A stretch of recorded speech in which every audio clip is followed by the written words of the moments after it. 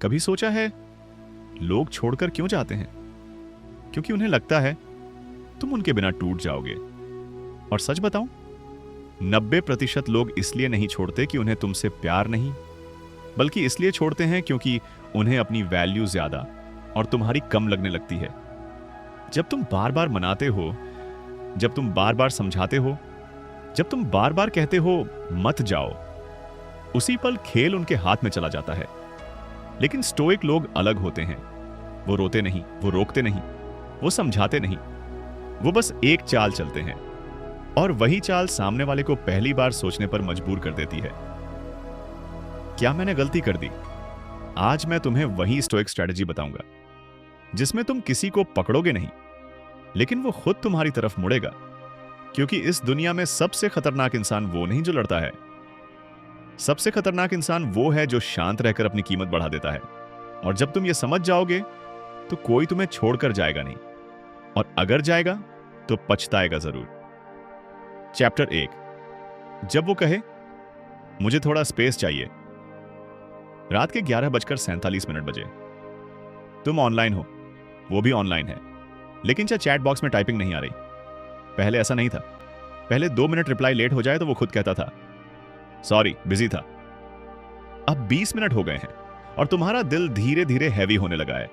तुम खुद को समझाते हो शायद काम में होगा, शायद फैमिली के साथ होगा, लेकिन अंदर एक आवाज कहती है कुछ बदल रहा है। अगले दिन कॉल छोटी हो जाती है। उसकी आवाज में वो वार्मथ नहीं है, वो पहले की तरह डिटेल्स शेयर नहीं कर रहा। तुम पूछते हो सब ठीक है ना? वो कहता है हाँ, बस थोड़ा स्ट्रेस है। और तुम बिलीव करना चाहते हो, क्योंकि सच सुनने से आसान है झूठ पर भरोसा कर लेना। फिर एक दिन वो मैसेज आता है मुझे थोड़ा स्पेस चाहिए। बस 4 शब्द, और तुम्हारे अंदर सब कुछ हिल जाता है।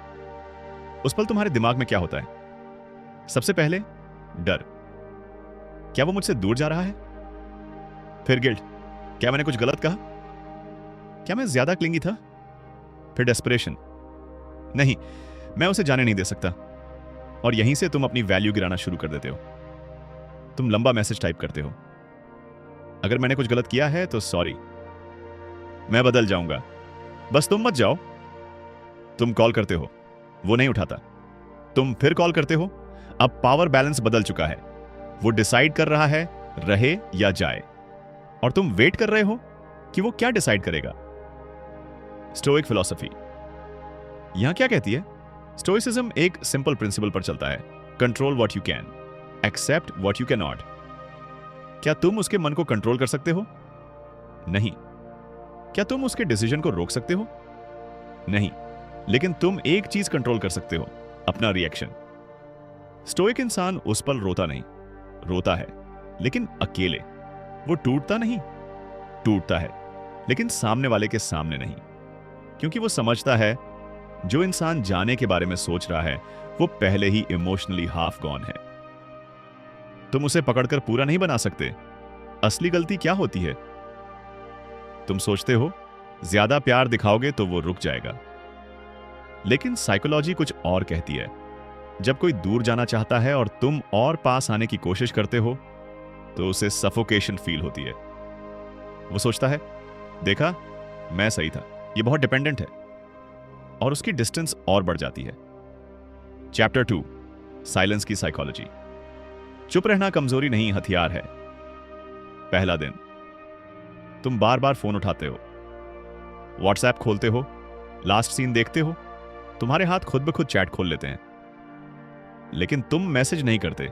यह आसान नहीं है। साइलेंस बाहर से शांत दिखता है, अंदर से तूफान होता है। स्टोइक लोग स्टोन नहीं होते, उनके अंदर भी दर्द होता है, लेकिन फर्क यह है वो दर्द को एक्शन में नहीं बदलते। जब तुम किसी को रोज अटेंशन देते हो तो उसका दिमाग तुम्हारी प्रेजेंस का आदी हो जाता है। मॉर्निंग टेक्स्ट, रैंडम मीम्स, खाना खाया, घर पहुंचे, ये सब डोपामिन ट्रिगर्स होते हैं। अब अचानक साइलेंस। दिमाग क्या करता है? पहले रिलीफ महसूस करता है, अच्छा है ड्रामा नहीं हुआ।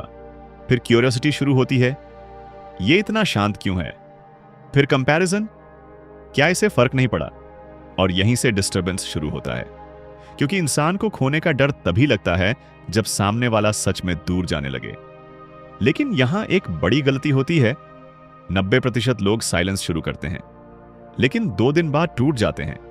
स्टोरी डालते हैं, कुछ लोग बदल जाते हैं। Indirect status, sad songs, late night online, ये साइलेंस नहीं है, ये हिडन बेगिंग है। स्टोइक साइलेंस अलग होता है। वो एक्सप्लेन नहीं करता, वो जस्टिफाई नहीं करता, वो दिखाता नहीं कि वो दुखी है, वो बस बिजी हो जाता है।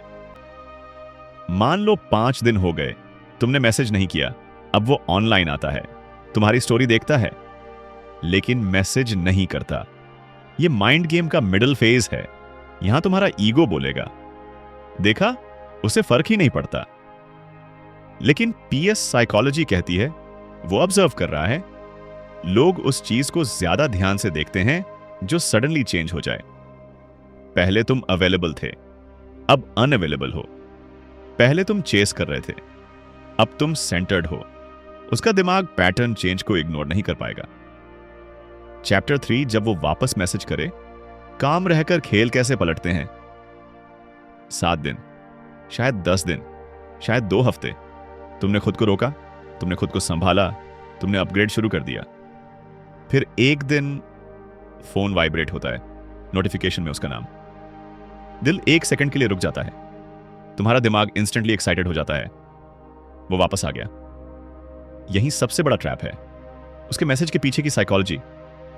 उसका मैसेज अक्सर ऐसा होगा, हे कैसे हो, लॉन्ग टाइम।